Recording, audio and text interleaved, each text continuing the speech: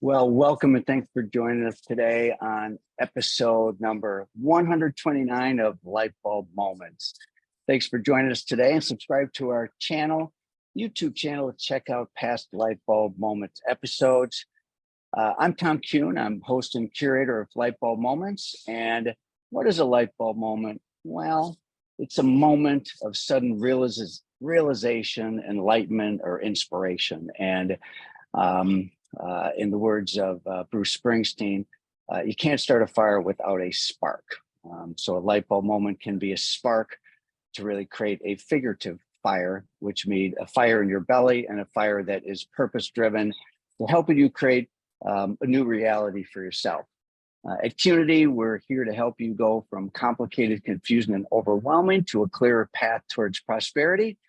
And to prosper, remember to manage your ATM, the three currencies we have in life: attention, time, and money.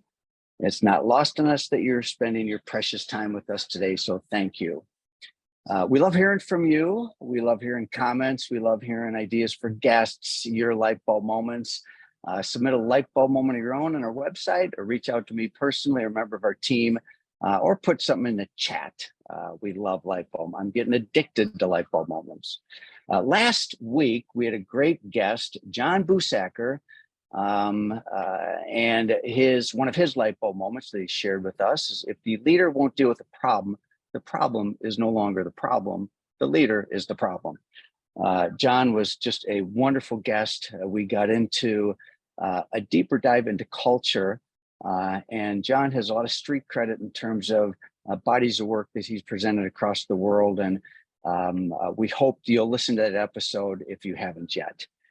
This week, I have a return guest, and I went back and I figured out when the last time I was with Rodrick. It was January 12th of 2022. He was on with Lauren, and it was the two of them, but today it's just Rodrick and myself.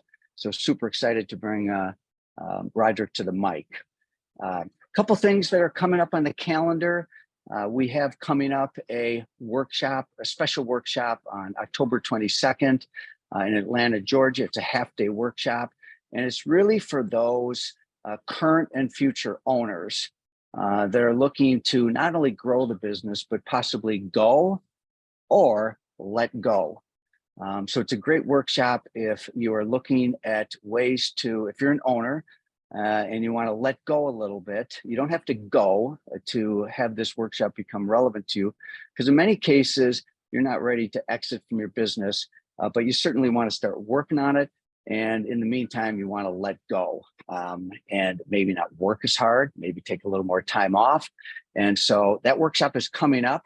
It is, as I said, it's October 22nd, and it's going to be an amazing session. I've been doing interviews, case studies, research, etc., in preparation of this over the last couple months. We've got great subject matter experts, and so it's going to be a very powerful time. We hope you'll join us. And one of the things I do want to clarify, that this is not necessarily for those that are on an immediate trajectory to exit from their business.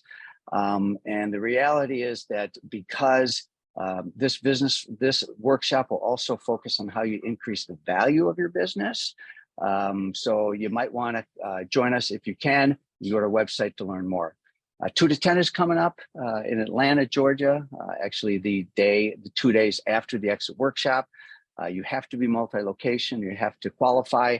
And there's all sorts of reasons to come to 2 to 10, but it's really for that multi-location salon owner or leader, including emerging leaders, to really be around your peers in a curated and specially selected network of businesses, as well as ideas and data and all of that.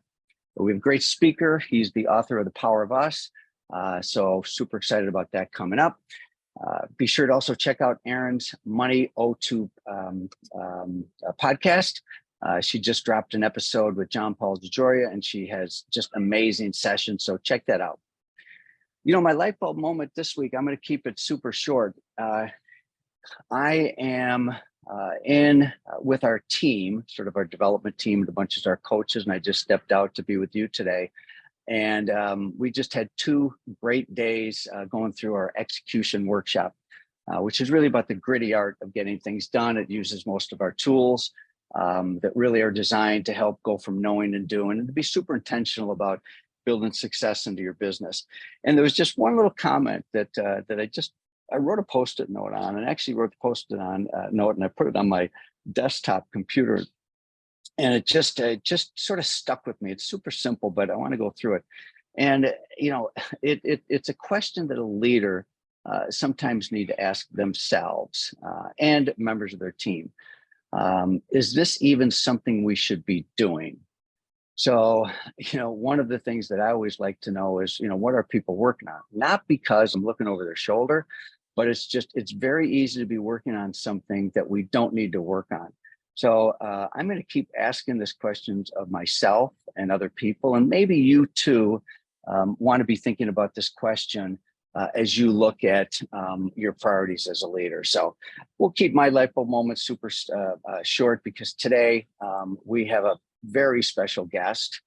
And I think at this point, let's bring Rodrick to the mic and the camera. Rodrick, how are you today? What's going on, my man? How are you? It was January 2nd or January 12th, 2022. Actually, my deceased mother's birthday, January 12th, very special day. And we had a great session with the two of you. And I just rewatched it this morning. And it's wonderful to, do a session with both you and Laura, your business and life partner. For sure. And but I wanted to get a little more Rodrick. A lot of things we covered actually were more Lauren. And so here I get some special one-on-one time with you today and get to share it with all these other amazing people. It's all good. Always special, Tom. Good morning, evening, or afternoon to whoever's watching from wherever you're watching. Super excited to be here and to dig into some things that passionately you and I both have showed a certain level of concern about, and see how we can dig into them. So it's all good. You're a man that collects hardware. Let's be unapologetic and bragging about you a little bit. You won the NAHA Educator of the Year Award. Yes, 2020. sir. So 2023. That is a really big deal. So you are Educator of the Year. And we sort of, look at other people that would be in that same field, you're in a pretty elite group. So the elite. So big shout out to you, man. I mean, that's a really big honor. Well, thank you so much. Education for the last almost 30 years of being in this industry has been my life. And, I've had a really amazing mentors. Number one, in my mother, who God rest her soul as well, she was a teacher in the public school system for 33 plus years. So, my dad is a pastor, and I think my empathy and speaking abilities and just overall concern for our communities is something that they both instilled in me at a very, very young age. So something I'm very, very proud of. It took me 27 years to become an overnight success. And, those are just some things that I'm very, very proud of.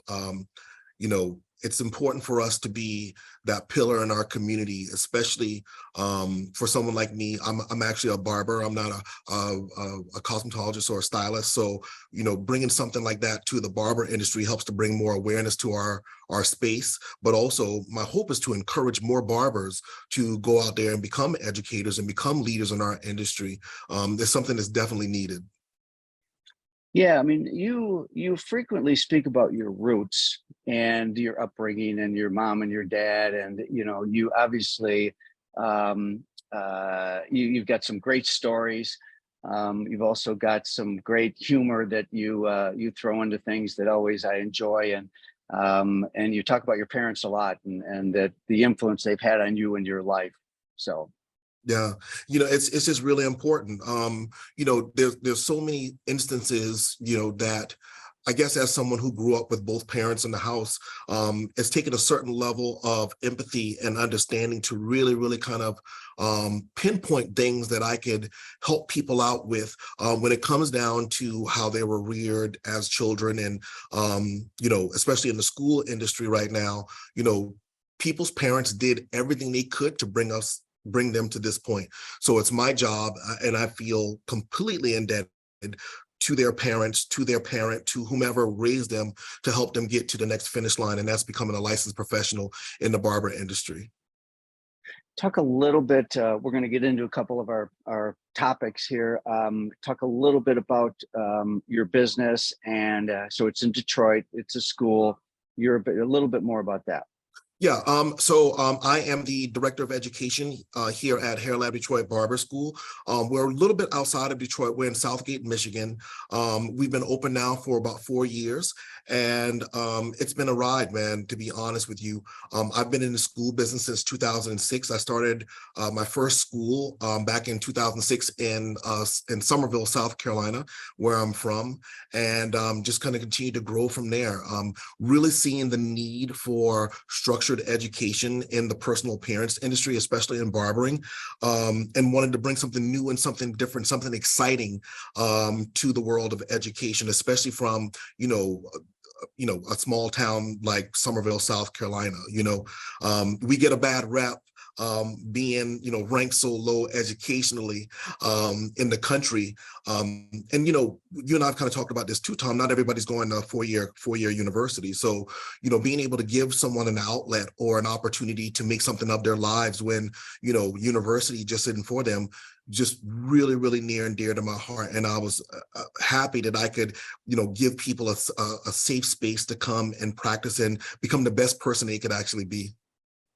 Yeah, for those listeners here, January 12th, 2022, that episode, Lauren and Rodrick unpacked their few different things, the opening of their business, the bittersweet timing of the opening of their business, how the two of you are dyads, a little bit about your family, the lanes you're students. That's another episode. Sure. So you called me, and you called me, maybe it was 3 or 4 weeks ago. Mm-hmm. And of course, whenever you call, I pick up the phone and, grab it. And I'm just that, by the way. always delighted to talk to you. And but you sounded a little bit like a man on a mission. And there was a story that really stuck with me about someone in your world, a young woman that needed a check cashed. And that really was probably one of many wake-up calls that you had about financial literacy. So let's first of all just kind of unpack that story about this young woman. Sure. Anybody who is in beauty or barber school right now, once they reach a certain threshold in their hours, they get either a cost of living check or a refund check. In this particular situation, and it's not just this one young lady in particular, it's been several students where they don't have bank accounts. And, so I'm getting these phone calls and, hey, I went to the bank and they won't cash the check. And I'm like, well, why? I didn't have a bank account. Then they proceed to go to other different places, whether it be a liquor store or a check cashing place. And we know those places are very, very predatory, especially with people with large sums of money. We're talking anywhere between 20, 30, 40% sometimes of what that actual check is actually for. So for me, it was a very big wake-up call. It was super humbling, to be honest with you, Tom, because I didn't realize how many of the students that I actually serve on a daily basis were not set up financially with the literacy portion just to conduct day-to-day stuff. And I'm not even talking, business. I'm talking about just living on a day-to-day. So that to me sparked a call to you because, of course, number one, you're my friend, but you're also someone who I trust with, mentoring me through what I personally need to do in my role as a leader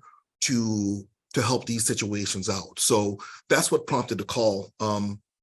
And being from the African-American community, I think there's a lot of, there's a lack of financial literacy when it comes down to, how we should spend and where our dollars go, but also as a business person, making sure that my students understand, your personal finances versus your business finances and how those things at some points can overlap, but they should be completely separate. So I had, we're members of our local Chamber of Commerce. I reached out to the director there, and he put me in contact with a young lady, and she came in, did a very, very in-depth presentation on taxes, setting up an LLC. We have students that have LLCs, actual corporations set up in the state of Michigan, and don't have a bank account. That's a real big problem. Hold on. I want to let that one sink in again. Yeah, let it run. So so we have individuals, they've got an LLC, but they don't have a bank account. Correct. Okay. And I'm sure that I'm not probably the only person that's experienced this thing. You know what I mean? It's TikTok, it's Instagram, it's, hey, 3 different things. Get your LLC. Then you apply for this credit card. Then you can get up to $30,000 to $50,000, $100,000 in financing. Well, you and I both know that that's not true. The government isn't just giving money away. Nobody's giving money away. And that's just the, I've been speaking on this a little bit more often, these false prophets that we actually have, on social media, that's really pumping people up for failure. It's awful, and it's really, really put a lot of people in bad situations, because what my students don't understand is that at some point they're going to get a letter from the state of Michigan or wherever they live, right? And it's going to say, hey, it's time to pay your employee taxes. We don't even have a bank account at this point. So how are we even going to set ourselves up to make that payment, number one? But secondly, the information and knowledge that has been lost in this time frame is just mind-blowing. And my job as a leader in the barber and beauty space is to create more leaders. And I cannot sleep well at night. And I'm going to be completely vulnerable with your listeners right now. It bothers me to a level to where I can't sleep at night. I'm constantly concerned and worried about, number one, where our community in the Metro Detroit area is going to go, but also from an industry standpoint, how that's going to affect the longevity for licensed professionals in our space. Well, the good news is you're a change maker. Thank you. And first of all, it's to identify what needs to change, and then, do something about it. And it's obviously created a lot of angst in you. And I think someone that's really passionate about this industry, it's always created a lot of angst for me too. And how it affects a career path. So let's unpack that. So you have a student that is really led by a very social media driven culture that will glamorize things like having an LLC or being a solo boss person, and it really is setting them up for failure in the industry. I did speak with this young lady, and I pulled her to the side, and I explained to her that she inspired me because, of course, in leadership and education, if you change the way you look at things, the things you look at will change. I didn't need to look at it at a standpoint where she was the sole problem, that it was entirely her fault. I think there's other people that should also take some responsibility in the fact that what she needs to know versus what she assumes about forming a business or forming a company or whatever the case may be that weren't true. She actually really inspired me. And that day I called you, I just spoken with this young lady, and her parents did the best that they could do. You know, I explained to her that I couldn't fault her for navigating through this challenge the way that she did. Maybe she's only seen her mom or dad go to the liquor store to cash checks. Maybe she's only seen her grandma or grandpa go to the check cashing place to cash checks. So, you know, there's never a problem without a solution. My wife says that all the time. And when it's weird, it's wrong.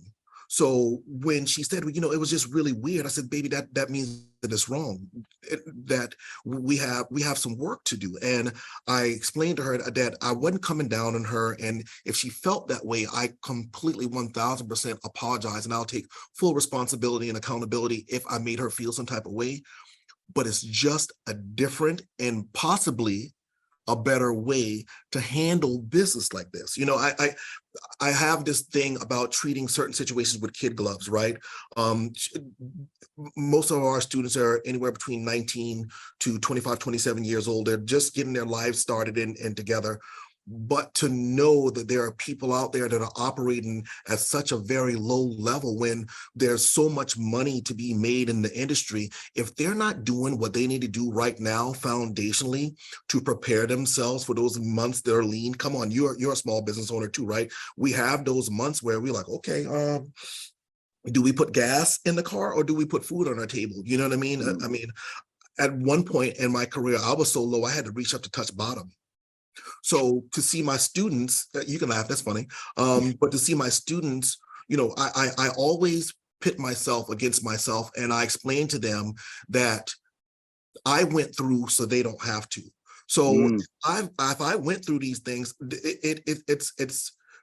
I refuse to allow them to go through all of the stupid mistakes and choices that I've made in my career, in my life, so that they can have a more successful and easier transition into the beauty and barber space.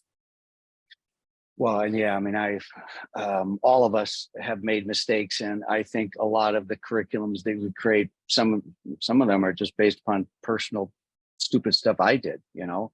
Sure. And you know, I think that Tom, you know what? I got one for you. You and I like to have these moments.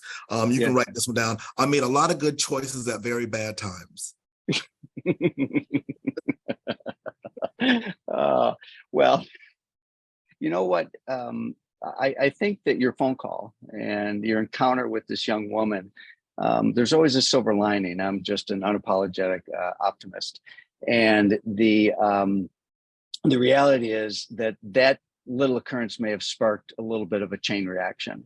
And I'm not really going to announce all the details, but you and I are in discussions about doing something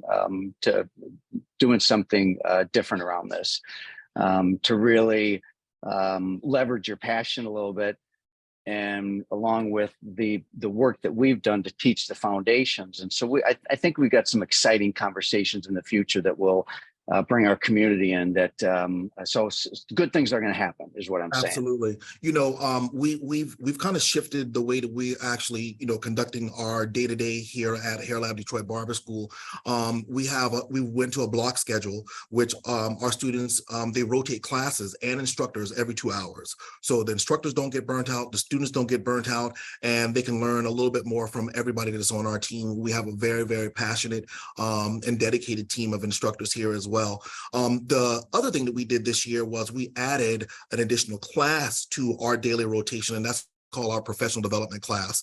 We kind of took a page out of Motown. Anybody who knows the story of Motown and Berry Gordy, they had one of the houses on the block where they would bring their artists in and teach them about speaking and interviewing to the public, what they should wear, how they should dress when they come into a situation or they perform in a show, what that looks like. So we kind of took a page from that book, and we've devoted 2 hours of our day every day at Hair Lab Detroit Barber School to professional development.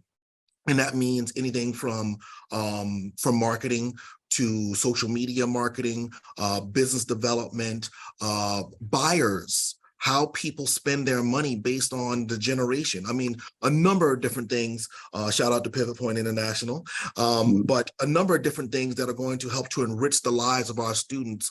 A lot of times the students don't think about what's coming down the line or what's moving forward. So if we coach them and condition their minds early on in their education, there's no telling what could come of, you know, those professional development classes, but also the development and how it fuels our culture. We have three things that we explain to our students in our culture every single time we have a class start. And it's also reminded to them because we do morning huddles as well. Show up, work hard, and listen. So our students have that in their mind. It's literally tattooed in their brain that every day when they walk through these doors, they have to show up, they have to work hard, and they have to listen. You got 2 ears, 1 mouth.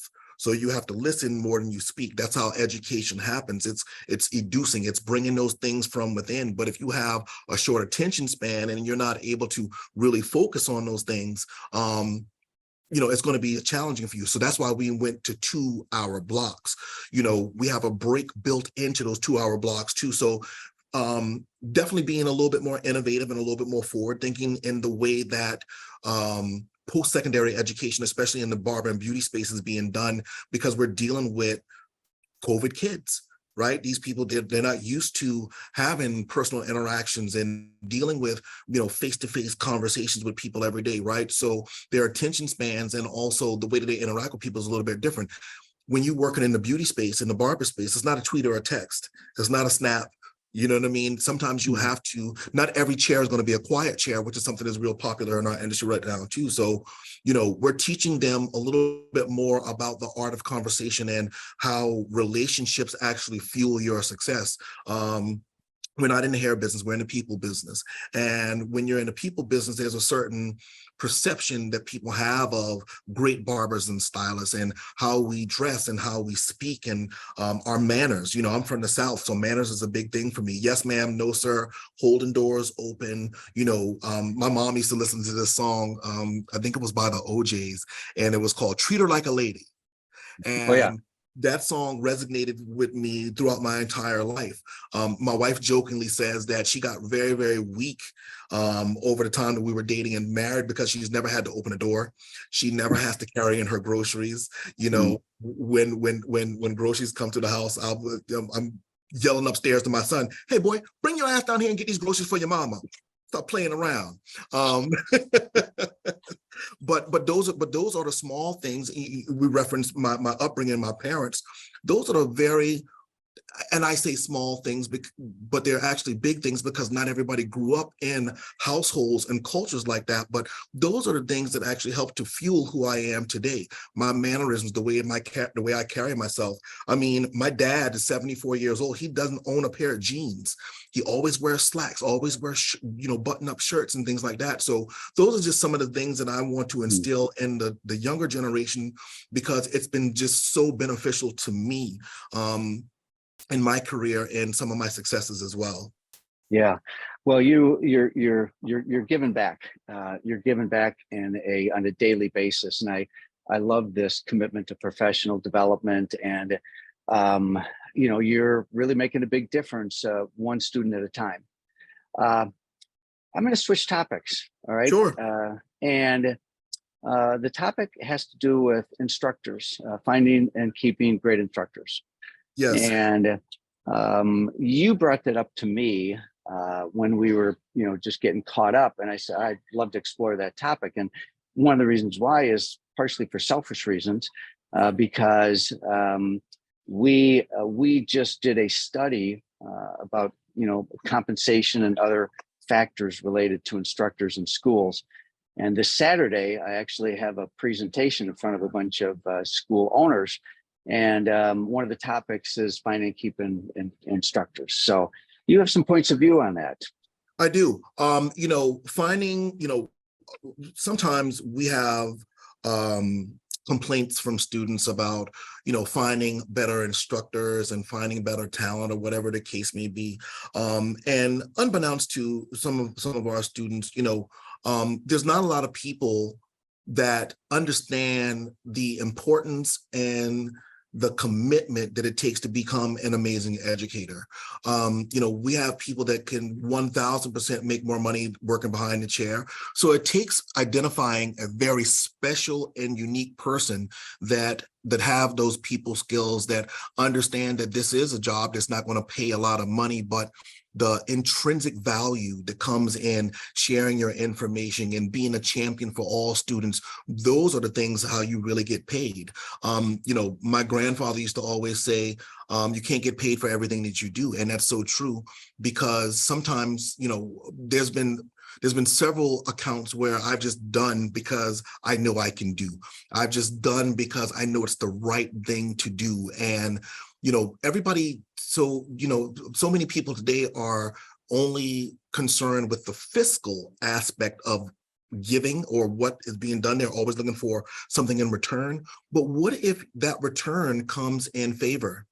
What if that return comes in grace? What if that return comes in, a child that, didn't have any other place to go, but they found a home here at Barber School? Students that are loved at home come to school to learn. Students that aren't loved at homes come to school to be loved. And that's one of the things that I think. Would you say that again? Say that Students, again? yes, sir. Students who are loved at home come to school to learn. Students who aren't loved at home come to school to be loved. So we do a very good job, and every frog praises his own pond, right? But I think that my team here at Hair Lab, we do a very good job of giving it from both sides. It's the genuine intrinsic love that we have for people because we're in the people business, but also it's those conversations about tough love. And so many students have been jaded by people pumping them up for failure, and they have trust issues and integrity issues. So we've had to kind of create our own model of coaching when it comes down to the performance of our students. So our academy director, her name is De Jesus, along with my wife, Lauren, they've kind of come up with a concept to where if a student is having a challenge mentally, and by the way, for all of my instructors and school people that are listening out there, it is not our job to become counselors. We're not qualified for those things. We're not psychiatrists or psychologists. So don't feel like you have to put that burden on your shoulders. But what we have kind of come up with is an opportunity for the students to scan a QR code in front of our administrative offices. They're able to send a message directly to our academy director saying, hey, I'm having a tough time today in school. Can I meet with you, or can I go into my office? So offering that time just to have a student to decompress, to speak about some of the challenges that they may be having during school, even things that are out of school right now. I think that makes a really, really big difference as well. Now, here's the caveat. We only give them 10 minutes.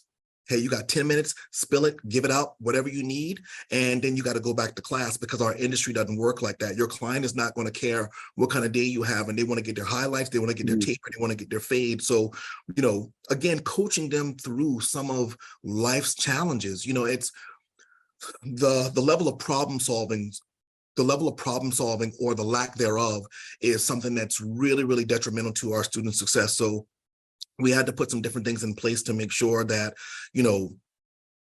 control the head, control the body, right? So if we can help them to navigate through some of their challenges in the head, then their bodies will be more in tune to continue to keep on keeping on and pushing through, fail and fail again, get back up, fail and fail again, because maybe, just maybe, something's going to shake out of that. Yeah. Back to instructors for a little bit here. And, you're right. They're not going to make the most money. And what I think that you just framed is super interesting here. Of course, the intrinsic value is a really great thing to highlight here. And your suggestion kind of goes back to the beginning of this podcast, actually, when I talked about 3 currencies we have in life: attention, time, and money. Yeah. So their return may not be high from a monetary standpoint, but the return can be quite high when it comes from an impact standpoint. I think that's a profound way to look at the instructor role.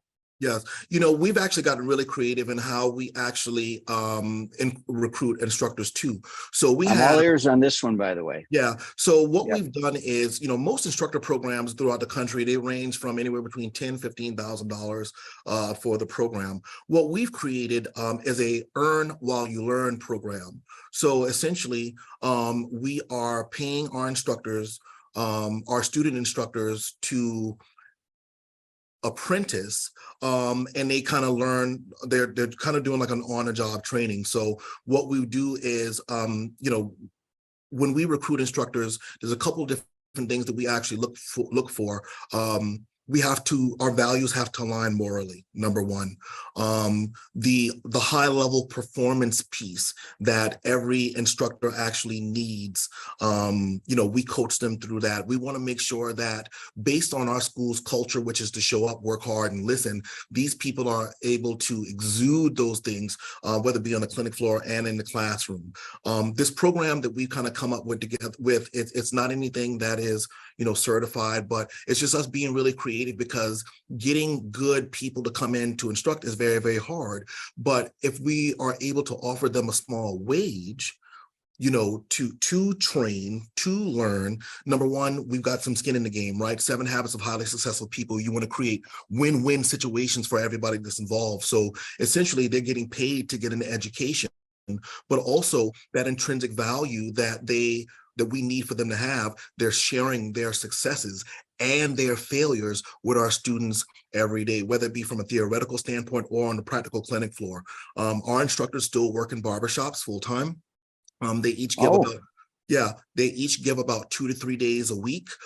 We do have 2 full-time instructors that we have on staff all the time, because that's what the state of Michigan requires. But our other instructors, they're still actively working behind the chair, but also they come in and they kind of do an in-kind service. They're donating their time to get an actual instructor's license, but they also get a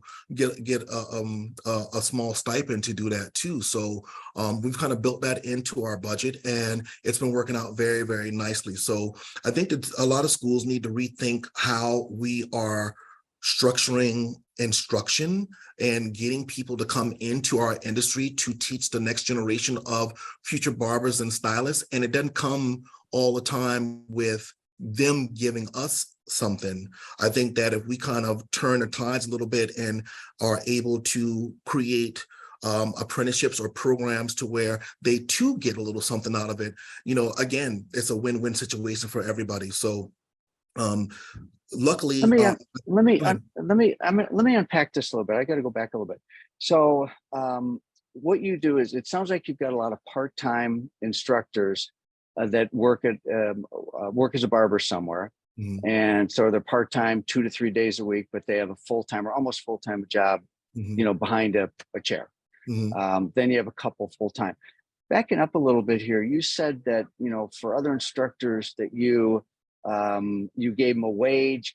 I want to understand that one a little bit further, the beginning of when you were talking about instructors. So if you think about the Earn While You Learn programs that are all across the country, Yeah. they are able to get their education as well, because we do have class time. They have a syllabus that they have to follow.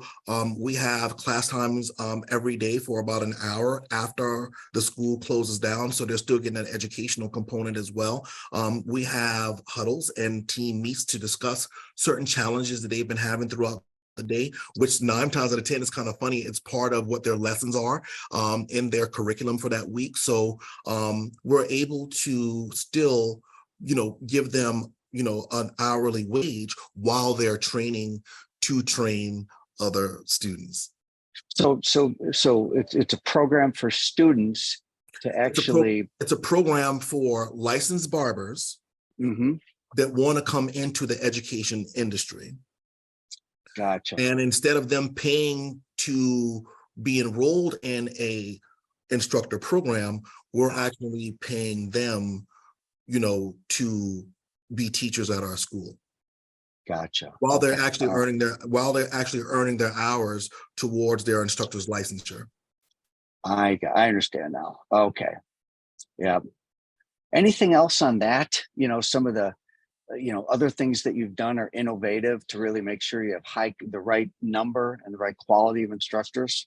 Um, you know, um, like I said before, there's a big thing with my wife and I about how people operate. There has to be a certain level of integrity.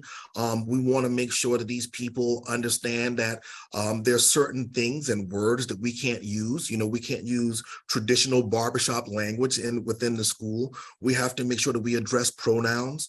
We have to make sure that we don't discuss religion.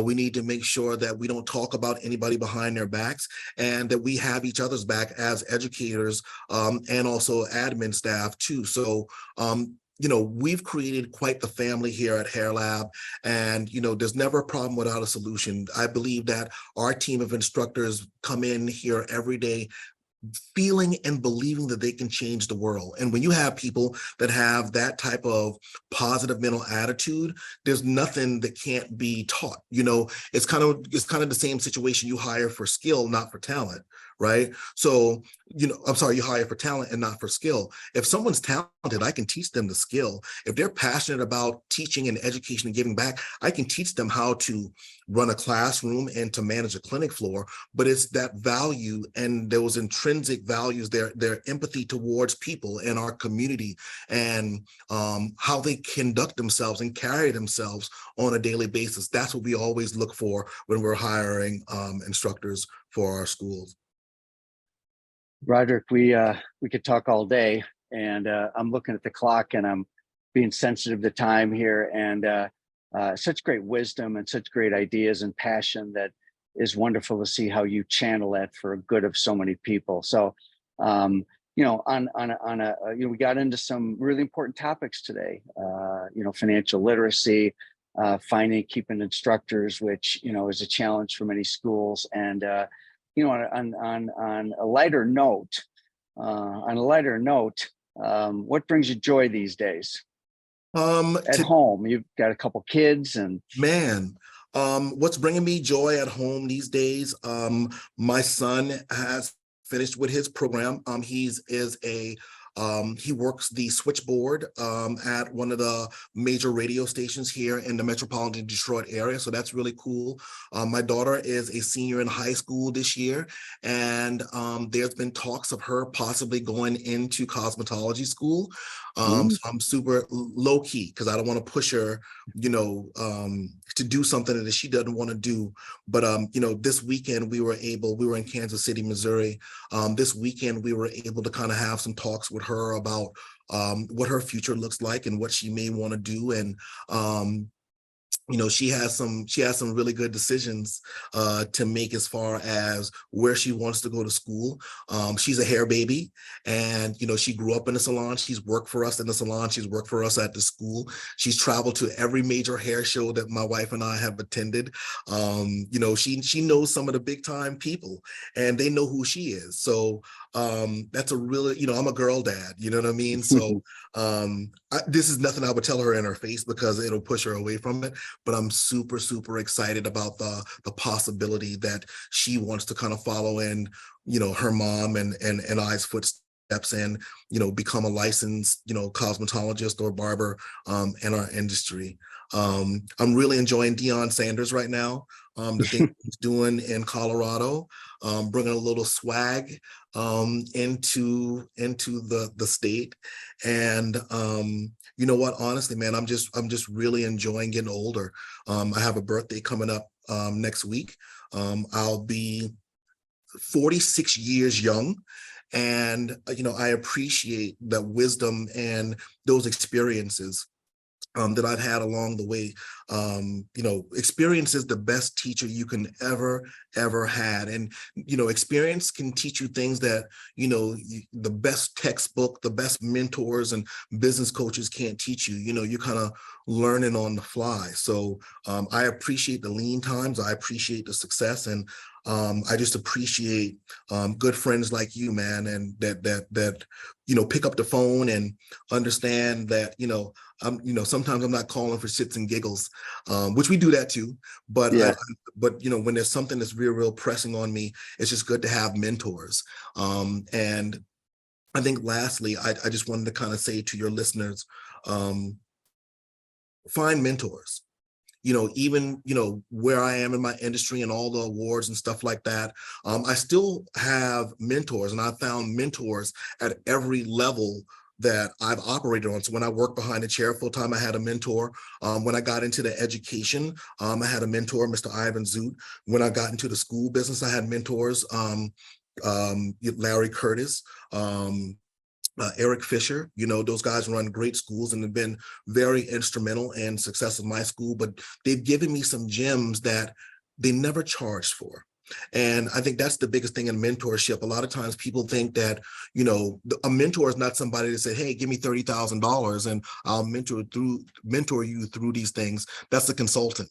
And you better get a return on your investment with that $30,000. But a mentor is somebody that's been in the industry for a while, and somebody who sees the passion that you have and a desire to be more than what you are. And while I can give you your flowers, while you can smell them, Tom, I really appreciate you being a good mentor to me and being a good friend to me over the past couple of years. It's not always been easy, but it's always been fun. And I just want to thank you for your time, because you didn't have to do it, but you did. I want to thank you, your daughter. She didn't have to do it, but she did. Your whole team, they didn't have to do it, but they did.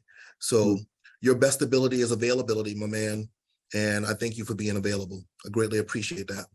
Right back at you, Rodrick. You're a good friend and a mentor to me too. And let's everybody give a virtual round of applause to this guy. And you'll be getting another $1 million light bulb. It'll be coming to you in the mail. And so now you can put that next to your hardware. You're gonna have to take a picture of all your hardware. By the way, man, you guys took home some hardware last weekend. You sent me some text. Yeah. I think between you and Lauren, would you have 4 or 5 of them pieces we got 4. We got 4 out of the 5 categories that we entered. So my wife actually won 3.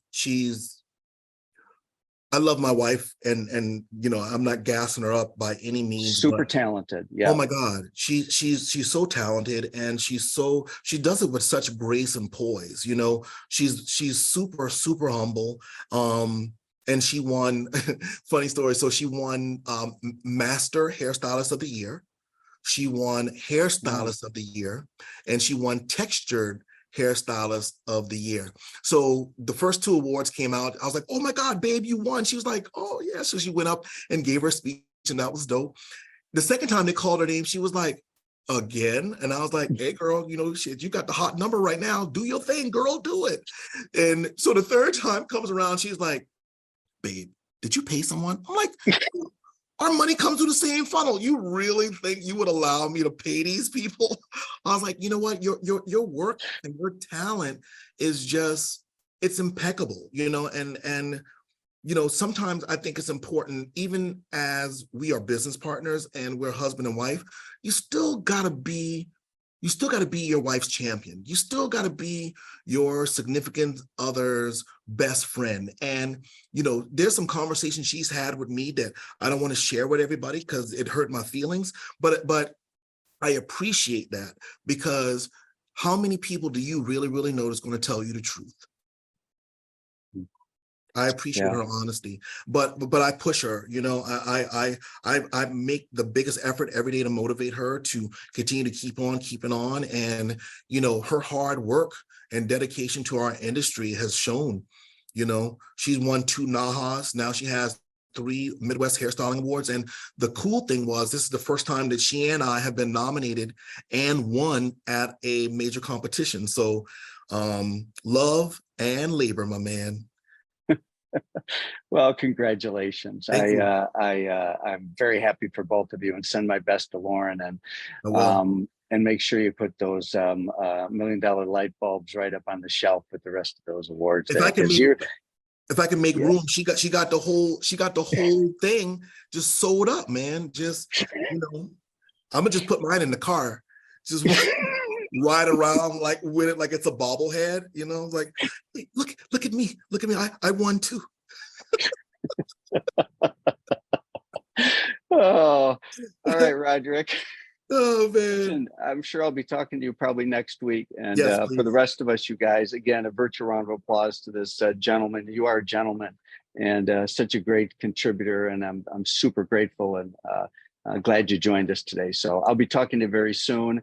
I guess that's I'll wrap up the episode now. So, for the Thank rest you of guys you, for having me. I greatly appreciate it. awesome. All right, so we are on next week, same time, same place. And do I have any announcements? I don't believe. Well, I do want to acknowledge Lightheart Sanders, a sponsor for the Lightbulb Moments. We also have other sponsors such as Ally Health, which is a mental health solution that's affordable. So, and to the team that really helps put this whole thing together. Sonia, welcome back, by the way. Sonia from our team just came back. I haven't even talked to her yet. We have JP and the rest of the crew is in another room here. We're working on developing what's new and next for us. So super grateful for all of you for joining us today. Thank you so much. And we'll see you next week. Bye now.